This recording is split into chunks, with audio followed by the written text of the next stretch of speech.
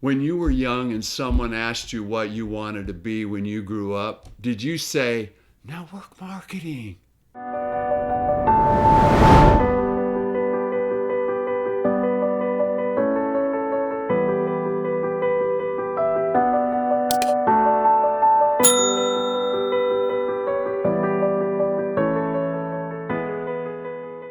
Probably not.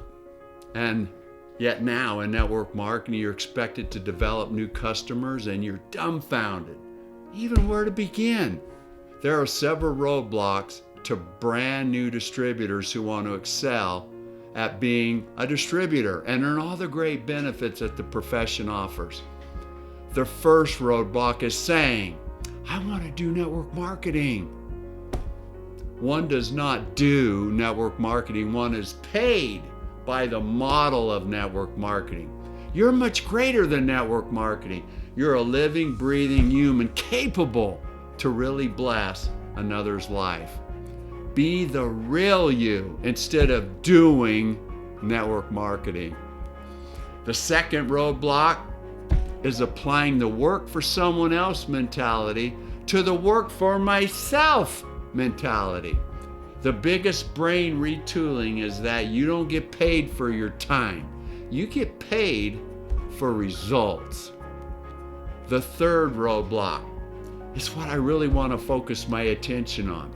That's the roadblock of not really understanding what you're really selling. Yes, of course, you're paid when customers buy your product, service, or opt into the compensation plan. But that's not really what you're selling. Think for a moment, like a consumer. Something you already know how to do. You know how to spend your money better than anybody else. In your decision process, there is a lot going on. Everyone is different with a different worldview, and they each make decisions differently. So do you. This can make it difficult applying a one-size-fits-all routine to enrolling new customers. All the strategies, tactics, and tools always bug me. I was dealing with live human beings and not some schmo who was wrestling with me. But there is one thing inherent in every purchase decision.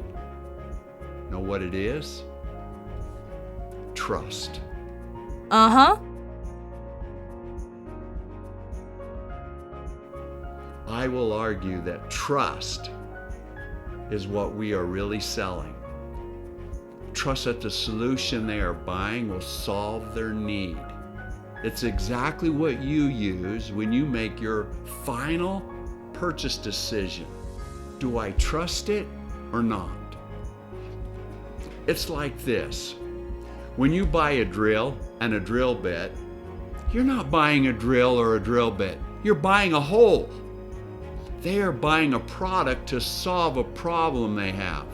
If you need a hole, you buy a drill. Wow!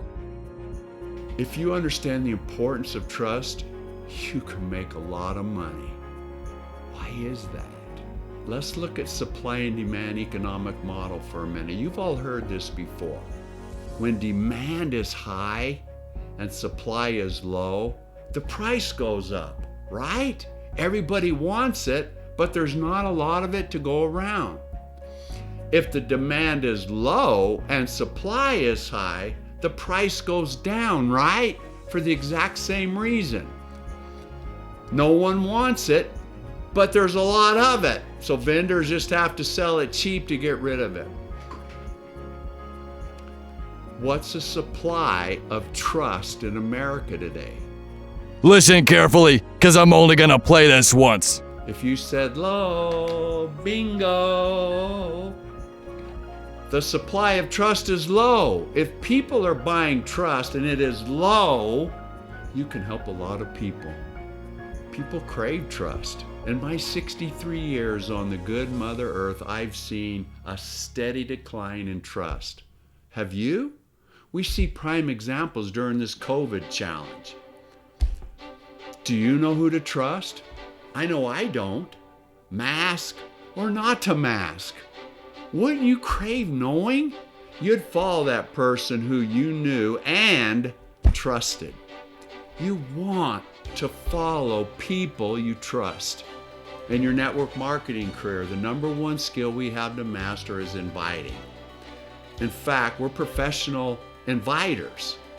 Would you accept an invitation from a person you didn't trust? One is either trustworthy or not. One can also be trustworthy, but insecurities make them come off as not. This was my problem for a long time. I was extremely trustworthy as a CPA. I had to be. But I lacked the self-worth to really excel. Thus, my actions and words came off as self-serving. Can it be developed if you are lacking? Yep, I'm a prime example of that. In Stephen Covey's timeless classic, The 7 Habits of Highly Effective People, he says, trust is the highest form of human motivation. It brings out the very best in people. But he goes on to say that you have to train all your other skills to match your level of trustworthiness. That is what I had to do. Part of showing trust is to keep every promise you make. Do what you say you'll do when you say you're going to do it. Wouldn't that be nice, people that you're dealing with, if they did that?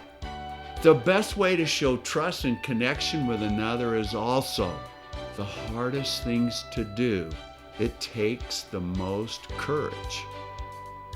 That is being vulnerable. That is showing others your real self. You don't hide your imperfections. On the contrary, you show them. This is what I had to conquer. I had to develop being vulnerable. Who would you trust more in this little situation?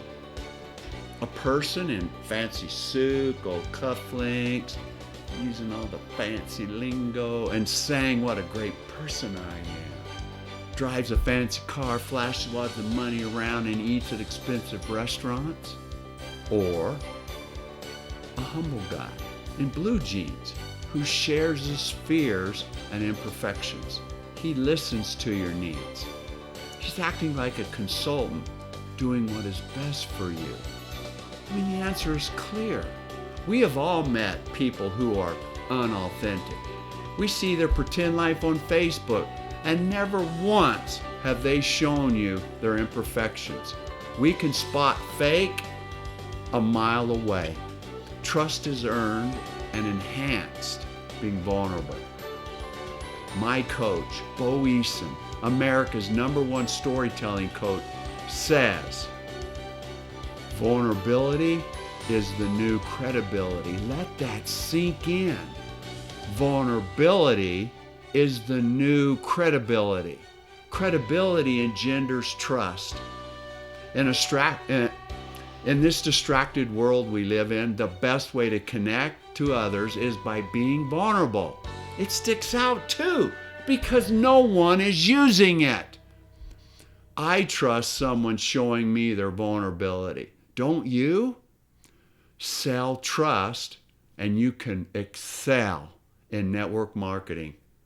Click the link below to a post I did recently on being vulnerable, and you knock it out of the park.